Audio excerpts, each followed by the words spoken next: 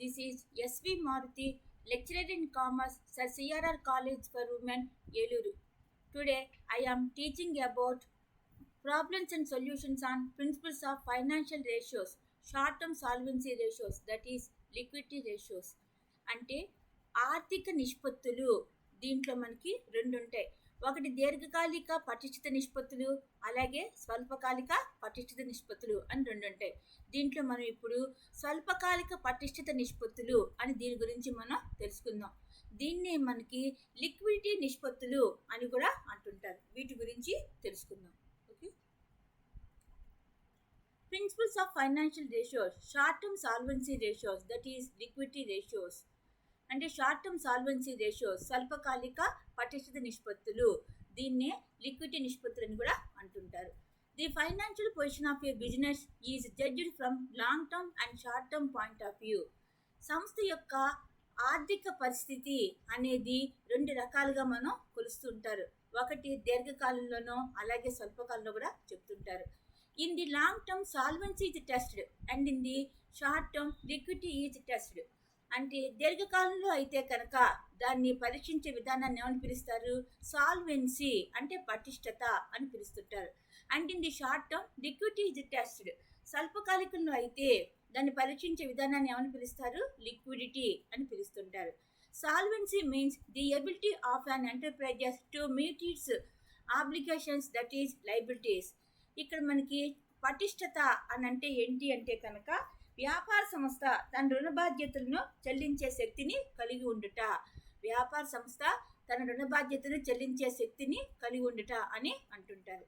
Liquidity means the firm's ability to meet its short term obligations. ఇక్కడ liquidity అంటే ఏంటి అంటే కనుక సంస్థ స్వల్పకాలంలో తన యొక్క రుణ బాధ్యతలను చెల్లించే శక్తిని కలిగి ఉండుట అని అంటుంటారు. To test the liquidity, current assets and current liabilities are considered. ఇక్కడ లిక్విడిటీ అనే దాన్ని పరీక్షించడానికి ఏమేంటి ఆయుధాల కింద ఉపయోగిస్తారంటే ఇది ప్రస్తుత ఆస్తులు అలాగే ప్రస్తుత అప్పులు. ఈ లిక్విడిటీ అనే దాన్ని కొలవటానికి ప్రస్తుత ఆస్తులు ప్రస్తుత అప్పులు అనే వాటిని ఈ ఆయుధాల కింద లేదా వాటిని కన్సిడర్ చేసి దీన్ని కొలుస్తూ ఉంటారు.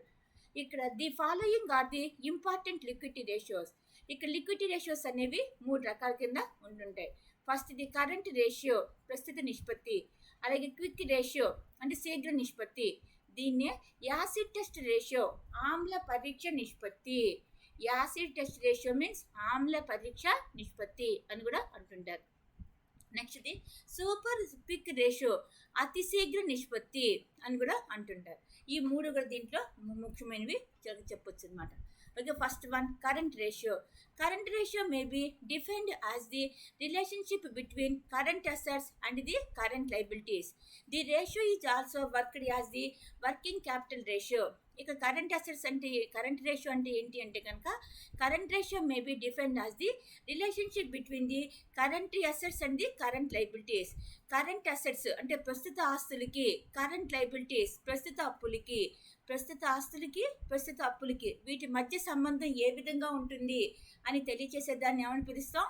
కరెంట్ రేషియో ప్రస్తుత నిష్పత్తి అని పిలుస్తుంటాం అనమాట. Okay, this ratio is also called as working capital ratio.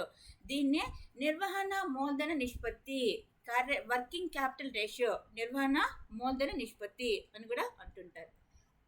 Current ratio is equal to current assets by current liabilities. ప్రస్తుత నిష్పత్తి ఈజ్ ఈక్వల్ టు ప్రస్తుత ఆస్తులు బై ప్రస్తుత అప్పులు అని అంటుంటారు.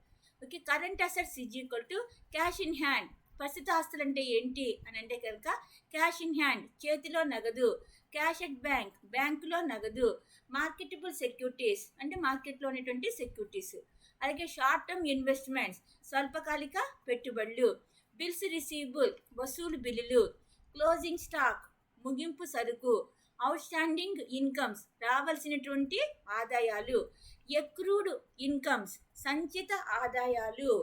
ఎక్రూడ్ ఇన్కమ్స్ మీన్స్ సంచిత ఆదాయాలు, ప్రీపెయిడ్ ఎక్స్పెన్సెస్ ముందుగా చెల్లించిన ఖర్చులు, అలాగే సండ్రీ డెటాస్ వివిధ రుణదాతలు. ఇవన్నీ కూడా మనకి కరెంట్ అసెట్స్ కింద వస్తుంటాయి. వీటన్నిటిని టోటల్ చేస్తే ఏమని పిలుస్తాం? టోటల్ కరెంట్ అసెట్స్ అని పిలుస్తుంటాం. ఓకే, నెక్స్ట్ది కరెంట్ లైబిలిటీస్ ప్రస్తుత అప్పులు. ప్రస్తుత అప్పులు అంటే ఏంటి అంటే కనుక సన్రీ క్రెడిటార్స్ వివిధ రుణదాతలు, బిల్స్ పేయబుల్ చెల్లింపు బిల్లులు, అలాగే అవుట్ స్టాండింగ్ ఎక్స్పెన్సెస్ చెల్లించవలసిన ఖర్చులు, installment amount payable on long term loans దీర్ఘకాలికమైనటువంటి అప్పులు తీసుకుంటూ ఉంటారు. ఆ అప్పుల మీద ఇన్స్టాల్మెంట్ అమౌంట్ పేయబుల్ వాయిదాల కింద అమౌంట్ పే చేస్తూ ఉంటారు. ఆ వాయిదా అమౌంట్ ఏవైతే ఉంటాయో ఆ amount repeat again installment amount payable on long term loans దీర్ఘకాలిక అప్పులు తీసుకున్నప్పుడు దాని మీద చెల్లించవలసినటువంటి వాయిదాల సొమ్ము. Okay, next one short term loans స్వల్పకాలిక రుణాలు. అలాగే ప్రొవిజన్ ఫర్ ట్యాక్సెస్ పన్నులకి ఏర్పాటు. నెక్స్ట్ వన్ ప్రొవిజన్ ఫర్ డివిడెంట్కి ఏర్పాటు. Bank overdraft if it is short term. Bank overdraft అనేది షార్ట్ టర్మ్ స్వల్పకాలికి సంబంధించింది అయితే మాత్రం కరెంటు లైబిలిటీస్ కిందకి వస్తుంటాయి అనమాట. అదే దీర్ఘకాలింది అయితే మాత్రం రాదనమాట. Okay, bank over draft etcetera ఇవన్నీ కూడాను కరెంట్ లైబిలిటీస్ కింద అంటుంటారు. ఇవన్నీ టోటల్ చేసుకుంటే అప్పుడు మనకి ఏమొస్తుంది, టోటల్ కరెంట్ లైబిలిటీస్ వస్తాయి. అప్పుడు మనకి ఇప్పుడు కరెంట్ రేషియో ప్రస్తుత నిష్పత్తి is equal to current assets by current liabilities, ప్రస్తుత ఆస్తులు బై ప్రస్తుత అప్పులు.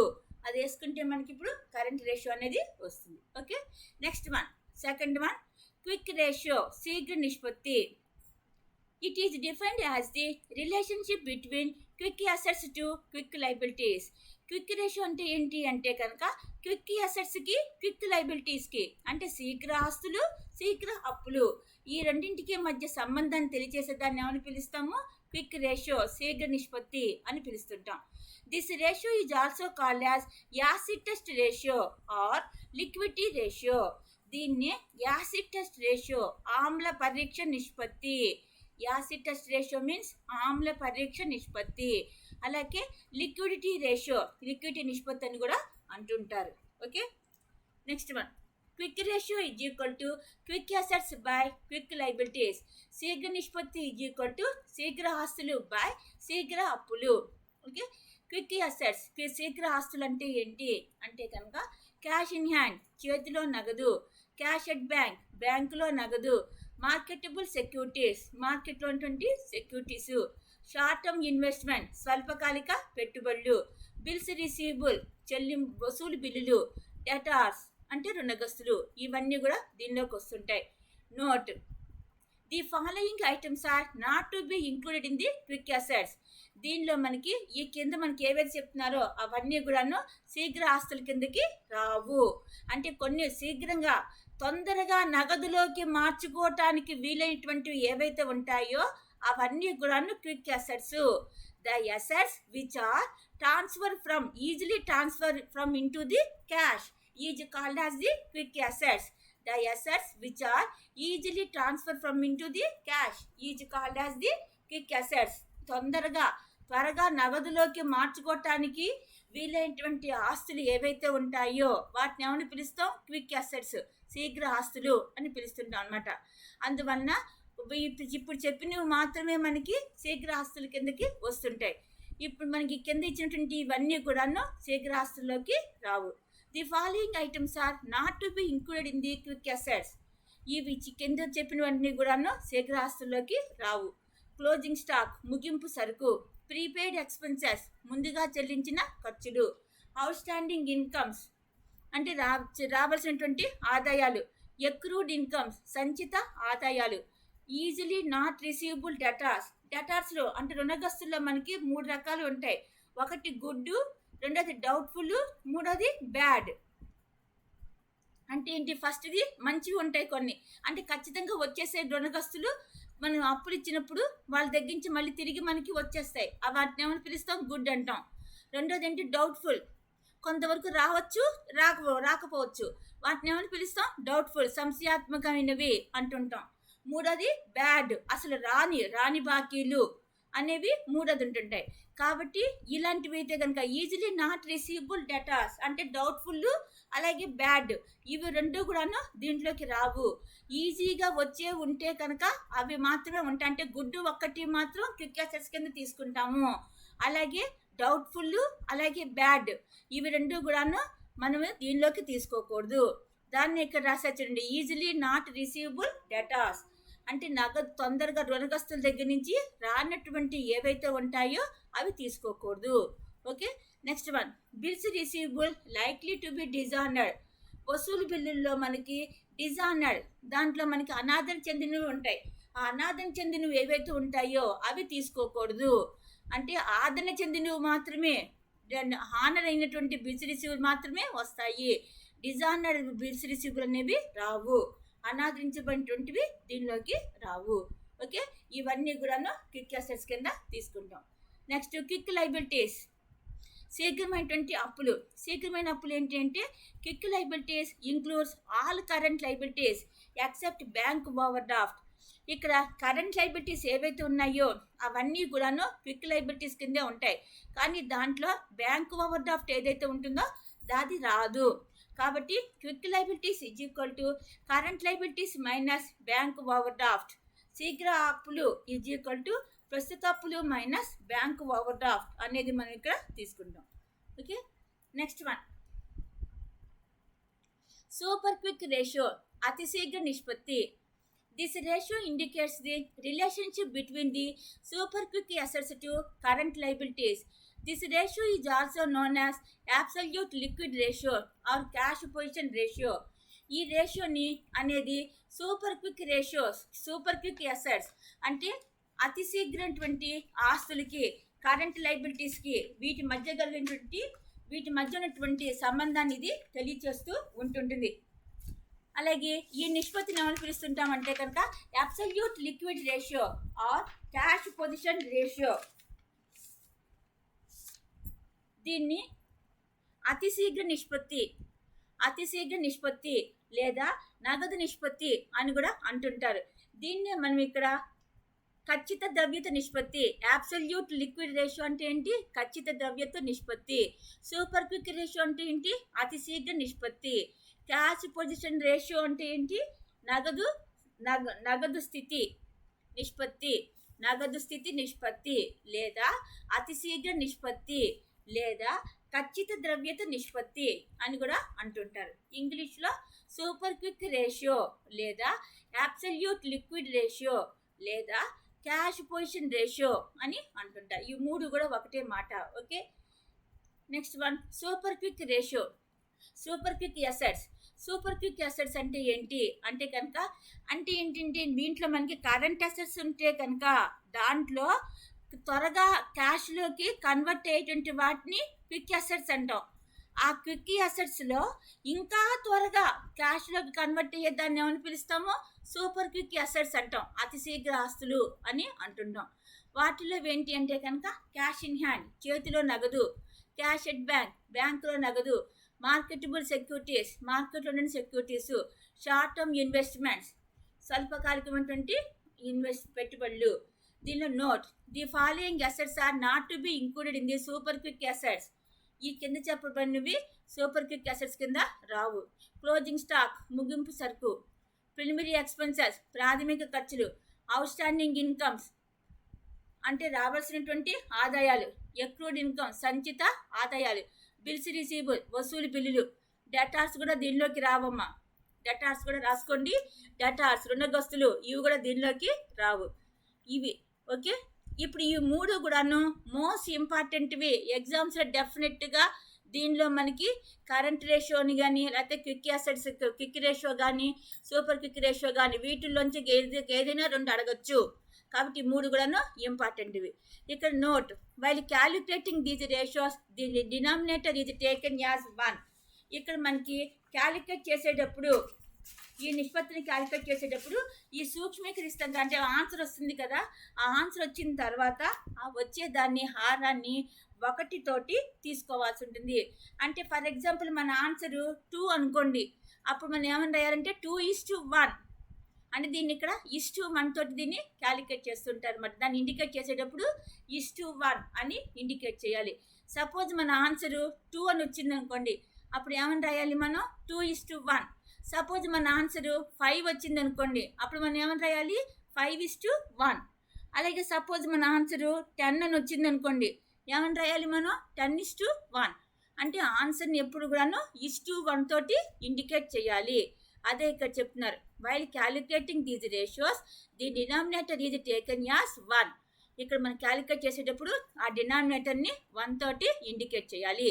Okay, I repeat again. దీంట్లో మనకి ఫైనాన్షియల్ రేషియోస్, దీనిలో మనకి 3 రేషియోస్ ఉన్నాయి. షార్ట్ టర్మ్ సాల్వెన్సీ రేషియోస్, అలాగే long term solvency ratios. Short term solvency రేషియోస్లో మనకి 3 రేషియోస్ ఇంపార్టెంట్. ఒకటి current ratio. Current ratio is equal to current assets by current liabilities.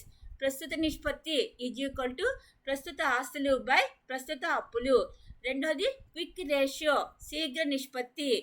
Quick ratio is equal to quick assets by quick liabilities. శీఘ్ర నిష్పత్తి is equal to శీఘ్ర ఆస్తులు by శీఘ్ర అప్పులు. థర్డ్ది super quick ratio. Super quick అంటే అతి శీఘ్ర నిష్పత్తి.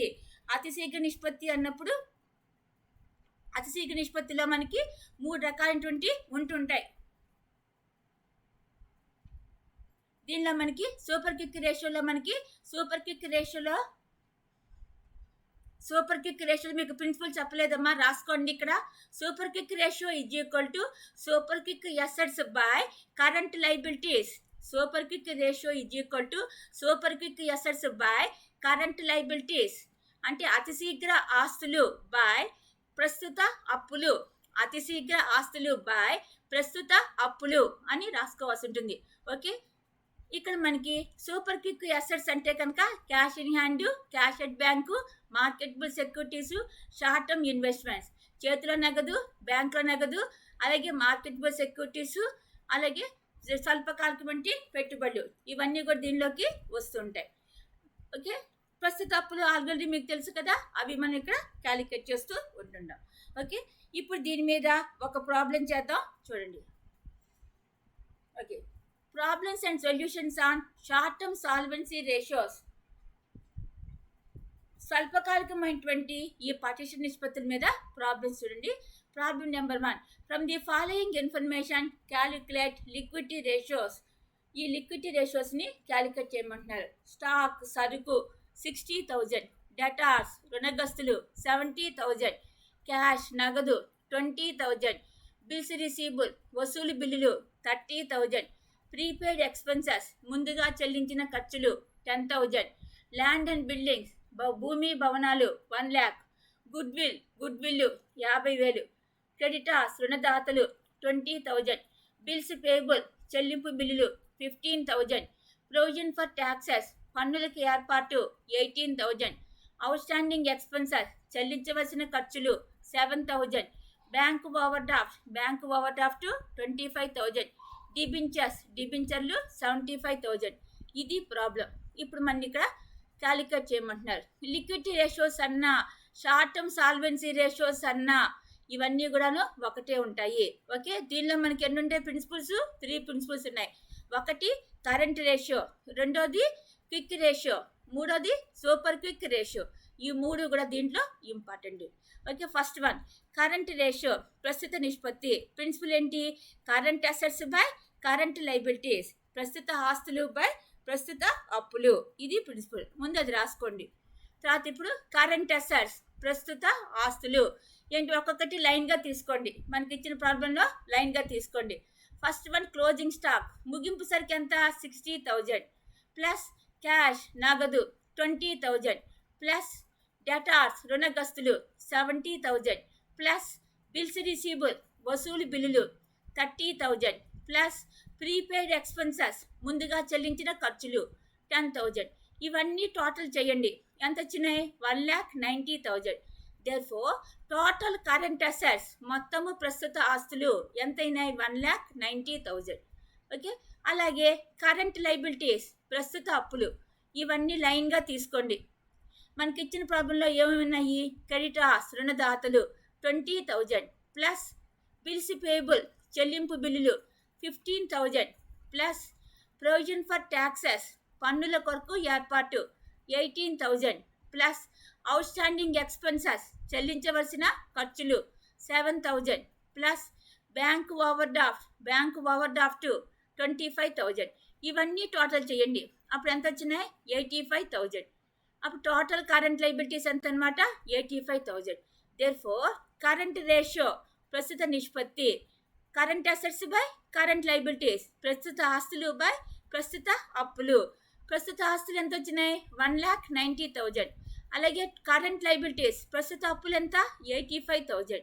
Therefore current ratio is equal to 1,90,000 by 85,000. 1,90,000 by 85,000. మన ఆన్సర్ ఎంత వచ్చింది? 2.24. 2.24. దీన్ని ఎప్పుడు కూడా ఎలా ఇండికేట్ చేయమన్నాం? 1:1. కాబట్టి మన ఆన్సర్ ఏమని రాయాలి? 2.24:1. 2.24:1. Therefore, current ratio is equal to 2.24:1. Okay? Next one. Second చూడండి, క్విక్ రేషియో శీఘ్ర నిష్పత్తి. శీఘ్ర నిష్పత్తికి ప్రిన్సిపల్ ఏంటి? Quick ratio is equal to quick assets by quick liabilities. శీఘ్ర నిష్పత్తి ఈజ్ ఈక్వల్ టు శీఘ్ర ఆస్తులు బై శీఘ్ర అప్పులు. ఓకే, క్విక్ అసెట్స్ శీఘ్ర ఆస్తులు అంటే ఏంటి? Current assets minus closing stock minus prepaid expenses. ప్రస్తుత ఆస్తులు మైనస్ ముగింపు సరుకు మైనస్ ముందుగా చెల్లించిన ఖర్చులు. ఇక్కడ కరెంట్ అసెట్స్ ప్రస్తుత ఆస్తులు ఎంత వచ్చినాయి? 1,90,000. క్లోజింగ్ స్టాక్ ముగింపు సరుకు ఎంత? 60,000. ప్రీపెయిడ్ ఎక్స్పెన్సెస్ ముందుగా చెల్లించిన ఖర్చులు ఎంత? 10,000. దేర్ఫోర్ క్విక్ అసెట్స్ శీఘ్ర ఆస్తులు is equal to 1,90,000 minus 60,000 minus 10,000 ఎంత వచ్చింది? 1,20,000. అలాగే కరెంట్ లైబిలిటీస్ ప్రస్తుత అప్పులు, current liabilities minus bank over draft. ప్రస్తుత అప్పులు మైనస్ బ్యాంక్ ఓవర్ డ్రాఫ్ట్. ఇక కరెంట్ లైబిలిటీస్ ఎంత? 85,000. బ్యాంక్ ఓవర్ డ్రాఫ్ట్ ఎంత? 25,000. Therefore current liabilities is equal to 85,000 minus 25,000 ఎంత వచ్చింది? 60,000. Therefore quick ratio is equal to 1,20,000 by 60,000 ఎంత వచ్చింది? మనకు ఆన్సర్ 2 వచ్చింది. దీన్ని ఎలా ఇండికేట్ చేయమన్నాం? 1:1. దేర్ఫోర్ ఆన్సర్ ఎంత అవుతుందన్నమాట? 2:1. క్విక్ రేషియో శీఘ్ర నిష్పత్తి is equal to 2.1. Okay, next one. Super quick ratio అతి శీఘ్ర నిష్పత్తి. మీకు ప్రిన్సిపల్ దగ్గర నేను అక్కడ చెప్పటం మర్చిపోయాను, నీకు చూసి రాసుకోండి. సూపర్ క్విక్ రేషియో అతి శీఘ్ర నిష్పత్తి is equal to super quick assets by current liabilities. Super quick assets by current liabilities. అతి శీఘ్ర ఆస్తులు బై ప్రస్తుత అప్పులు. అతి శీఘ్ర ఆస్తులు బై ప్రస్తుత అప్పులు. సూపర్ క్విక్ అసెట్స్ అతి శీఘ్ర ఆస్తులు ఏమన్నాయంటే తొందరగా క్యాష్లోకి కన్వర్ట్ అయ్యే వాటిని ఏమని పిలుస్తాము? Super quick assets. అంటే త్వరగా మనకి క్యాష్లోకి కన్వర్ట్ అయిపోవాలన్నమాట. అటు వాటిలో ఇంకేమున్నాయి మనకి? ఇది ఓన్లీ క్యాష్ ఒకటే ఉన్నది. ఎంత అది? 20,000. Therefore total super quick assets అంటే అతి శీఘ్ర ఆస్తులు ఎంత అన్నమాట? 20,000. టోటల్ కరెంట్ లైబిలిటీస్ మొత్తము ప్రస్తుత అప్పులు ఎంత? అవి 85,000. దేర్ఫోర్ సూపర్ క్విక్ రేషియో అంటే అతి శీఘ్ర నిష్పత్తి is equal to 20,000 by 85,000 is equal to 0.24. 0.24:1. Okay, next one. ఇది ఇలా అడుగుతారు. లేదా దీన్నే మనకి బ్యాలెన్స్ షీట్ ఇచ్చేసి ఆ బ్యాలెన్స్ షీట్ ప్రకారంగా మనీ క్యాలిక్యులేట్ చేయమని అడుగుతారు. ఇంకొక ప్రాబ్లం చూడండి. Problem number 2. From the following information calculate liquidity ratios. ఇక్కడ ఇన్ఫర్మేషన్ ప్రకారంగా లిక్విడిటీ రేషియో అనేది క్యాలిక్యులేట్ చేయమంటారు. దీనిలో చూడండి మనకి మొత్తం బ్యాలెన్స్ షీట్ ఇచ్చేసారు. దీని ప్రకారంగా మనీ క్యాలిక్యులేట్ చేయమంటున్నారు. 9% ప్రిఫరెన్షియల్ క్యాపిటల్ 9% ఆధిక్యపు వాటా మూలధనము 5 lakhs. 9% equity share capital 9% equity వాటా మూలధనము 10 lakhs. 8% డిబెంచర్స్ 8% డిబెంచర్లు 2 lakhs. లాంగ్ టర్మ్ లోన్స్ దీర్ఘకాలిక అప్పులు 1 lakh. బిల్స్ పేబుల్ చెల్లింపు బిల్లులు 60,000. క్రెడిటార్స్ రుణదాతలు 70,000. Bank overdraft 30,000. Outstanding expenses చెల్లించవలసిన ఖర్చులు 5,000. అలాగే అసెట్స్ సైడ్ చూడండి. Goodwill 1 lakh. బిల్డింగ్స్ భవనాలు 6,50,000. Plant 8 lakhs. Furniture 1,50,000. Bills receivable వసూలు బిల్లులు 70,000. డెటార్స్ రుణగ్రస్తులు 90,000. బ్యాంకు 45,000. షార్ట్ టర్మ్ సెక్యూరిటీస్ స్వల్పకాలిక సెక్యూరిటీస్ 25,000. ప్రీపెయిడ్ ఎక్స్పెన్సెస్ ముందుగా చెల్లించిన ఖర్చులు 10,000. క్లోజింగ్ స్టాక్ ముగింపు సరుకు 30,000. టోటల్ 19,65,000. ఇది ప్రాబ్లం. ఇప్పుడు దీన్ని బట్టి లిక్విడిటీ రేషియోస్ క్యాలిక్యులేట్ చేయమని అడుగుతున్నారు. దీంట్లో మనకి ఎన్ని ఉంటాయి? 3 ఉంటాయి. ఏంటవి? కరెంట్ రేషియో ప్రస్తుత నిష్పత్తి, రెండోది క్విక్ రేషియో శీఘ్ర నిష్పత్తి, మూడోది సూపర్ క్విక్ రేషియో అతి శీఘ్ర నిష్పత్తి. ఇవి 3 మనం ఇప్పుడు క్యాలిక్యులేట్ చేయాలి. Okay, first one current ratio ప్రస్తుత నిష్పత్తి. ప్రిన్సిపల్ ఏం చెప్పాం? Current assets by current liabilities, ప్రస్తుత ఆస్తులు బై ప్రస్తుత అప్పులు. ఇప్పుడు మన ప్రాబ్లంలో చూసుకోండి. కరెంట్ అసెట్స్ ప్రస్తుత ఆస్తులు ఏమున్నాయి అవన్నీ లైన్గా రాసుకుంటూ రండి. క్యాష్ నగదు 45,000 ప్లస్ షార్ట్ టర్మ్ సెక్యూరిటీస్ స్వల్పకాలిక సెక్యూరిటీలు 70,000 ప్లస్ డెటాస్ రుణగ్రస్తులు 90,000 ప్లస్ బిల్స్ రిసీవబుల్ వసూలు బిల్లులు 70,000 ప్లస్ క్లోజింగ్ స్టాక్ ముగింపు సరుకు 30,000 ప్లస్ ప్రీపెయిడ్ ఎక్స్పెన్సెస్ ముందుగా చెల్లించిన ఖర్చులు 10,000. మొత్తం టోటల్ ఎంత అనమాట? 2,70,000. టోటల్ కరెంట్ అసెట్స్ మొత్తము ప్రస్తుత ఆస్తులు 2,70,000. ఓకే, ఇది కనుక్కున్నాం. అలాగే సెకండ్ పాయింట్ కరెంట్ లైబిలిటీస్ ప్రస్తుత అప్పులు. ఇవేమున్నాయి? బిల్స్ పేయబుల్ చెల్లింపు బిల్లులు 60,000 ప్లస్ క్రెడిటార్స్ రుణదాతలు 70,000 plus bank overdraft 30,000 plus out standing expenses చెల్లించవలసిన ఖర్చులు 5,000 ఈజ్ ఈక్వల్ టు ఎంత అనమాట? 1,65,000. ఏంటి? టోటల్ కరెంట్ లైబిలిటీస్ మొత్తము ప్రస్తుత అప్పులు 1,65,000. దేర్ఫోర్ కరెంట్ రేషియో ప్రస్తుత నిష్పత్తి is equal to 2,70,000 by 1,65,000. 2,70,000 by 1,65,000 ఎంత వచ్చింది? 1.64. అంటే ఎంత అనమాట? 1.64:1. 1.64:1 అని వచ్చింది. Okay, next one quick ratio శీఘ్ర నిష్పత్తి. Quick ratio is equal to quick assets by quick liabilities. శీఘ్ర నిష్పత్తి ఈజ్ ఈక్వల్ టు శీఘ్ర ఆస్తులు బై శీఘ్ర అప్పులు. క్విక్ అసెట్స్ అంటే ఏంటి? Current assets minus closing stock minus prepaid expenses, ప్రస్తుత ఆస్తులు మైనస్ ముగింపు సరుకు మైనస్ ముందుగా చెల్లించినటువంటి ఖర్చులు. మన ప్రాబ్లంలో కరెంట్ అసెట్స్ ప్రస్తుత ఆస్తులు ఎంత ఉన్నాయి? 2,70,000. క్లోజింగ్ స్టాక్ ముగింపు సరుకు ఎంత ఇచ్చారు? 30,000. ప్రీపెయిడ్ ఎక్స్పెన్సెస్ ముందుగా చెల్లించిన ఖర్చులు ఎంత? అవి 10,000. దేర్ఫోర్ క్విక్ అసెట్స్ శీఘ్ర ఆస్తులు is equal to 2,70,000 minus 30,000 minus 10,000 ఎంత వచ్చింది? 2,30,000. దేర్ఫోర్ టోటల్ క్విక్ అసెట్స్ మొత్తం శీఘ్ర ఆస్తులు ఎంత అనమాట? 2,30,000. ఇప్పుడు అలాగే క్విక్ లైబిలిటీస్ శీఘ్ర అప్పులు. శీఘ్ర అప్పులు అంటే ఏంటి? Current liabilities minus bank over draft, ప్రస్తుత అప్పులు minus bank over draft. Current liabilities ప్రస్తుత అప్పులు ఎంత ఇచ్చారు? 1,65,000. బ్యాంక్ ఓవర్ డ్రాఫ్ట్ ఎంత? అది 30,000. దేర్ఫోర్ క్విక్ లైబిలిటీస్ శీఘ్ర అప్పులు ఈజ్ ఈక్వల్ టు 1,65,000 మైనస్ 30,000 ఎంత అనమాట? 1,35,000. Therefore total quick liabilities is equal to మొత్తము శీఘ్ర అప్పులు 1,35,000. దేర్ఫోర్ క్విక్ రేషియో శీఘ్ర నిష్పత్తి ఈజ్ ఈక్వల్ టు 2,30,000 బై 1,35,000 ఎంత వచ్చింది? 1.70:1. క్విక్ రేషియో ఎంత అనమాట? 1.70:1. Okay, next one super quick ratio అతి శీఘ్ర నిష్పత్తి. Super quick ratio is equal to super quick assets by current liabilities. Super quick ratio అతి శీఘ్ర నిష్పత్తి ఈజ్ ఈక్వల్ టు అతి శీఘ్ర ఆస్తులు బై ప్రస్తుత అప్పులు. సూపర్ క్విక్ అసెట్స్ అతి శీఘ్ర ఆస్తులు అంటే ఏమున్నాయి ఇక్కడ? అంటే ఈజీగా మనకి క్యాష్లోకి కన్వర్ట్ అయ్యేవి ఏమున్నాయి? క్యాష్ నగదు 45,000.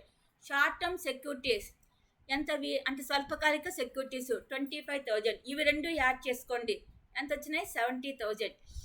అలాగే టోటల్ సూపర్ క్విక్ లైబిలిటీస్ అంటే అతి తొందర కరెంట్ లైబిలిటీస్ అమ్మాది. టోటల్ సూపర్ క్విక్ ఎసెట్స్ అమ్మాది. టోటల్ సూపర్ క్విక్ లైబిలిటీస్ అని పడింది, లైబిలిటీస్ కాదది assets. Okay, total super quick assets is equal to 70,000. అతి శీఘ్ర ఆస్తులు ఈజ్ ఈక్వల్ టు 70,000. ఇందాక మనం క్యాలిక్యులేట్ చేసాంగా అదే అనమాట. అక్కడ లైబిలిటీస్ అని పడింది, అది తప్పు, ఎసెట్స్ అని రాసుకోండి. ఓకే, అలాగే నెక్స్ట్ సెకండ్ పాయింట్ ఏముంది అక్కడ, టోటల్ కరెంట్ లైబిలిటీస్ మొత్తము ప్రస్తుత అప్పులు మనం ఇందాకే క్యాలిక్యులేట్ చేసాం 1,65,000. దేర్ఫోర్ సూపర్ క్విక్ రేషియో అతి శీఘ్ర నిష్పత్తి is equal to 70,000 by 1,65,000. 70,000 by 1,65,000 ఎంత వచ్చింది 0.42:1. 0.42:1 అని వచ్చింది. ఓకే, ఇది ఈ విధంగా మనం 3 కూడా మనం క్యాలిక్యులేట్ చేస్తుంటాం. ఫస్ట్ ఏంటది కరెంట్ రేషియో ప్రస్తుత నిష్పత్తి. దీనికి ప్రిన్సిపల్ ఏంటి, current assets by current liabilities, ప్రస్తుత ఆస్తులు బై ప్రస్తుత అప్పులు. రెండోది ఏంటి క్విక్ రేషియో శీఘ్ర నిష్పత్తి. దీనికి ప్రిన్సిపల్ ఏంటి, quick assets by quick liabilities, శీఘ్ర ఆస్తులు బై శీఘ్ర అప్పులు. మూడోది సూపర్ క్విక్ రేషియో అతి శీఘ్ర నిష్పత్తి. అతి శీఘ్ర నిష్పత్తి is equal to super quick assets by current liabilities, అతి శీఘ్ర ఆస్తులు బై ప్రస్తుత అప్పులు అనేవి మనం ఇక్కడ క్యాలిక్యులేట్ చేస్తూ ఉంటున్నాం.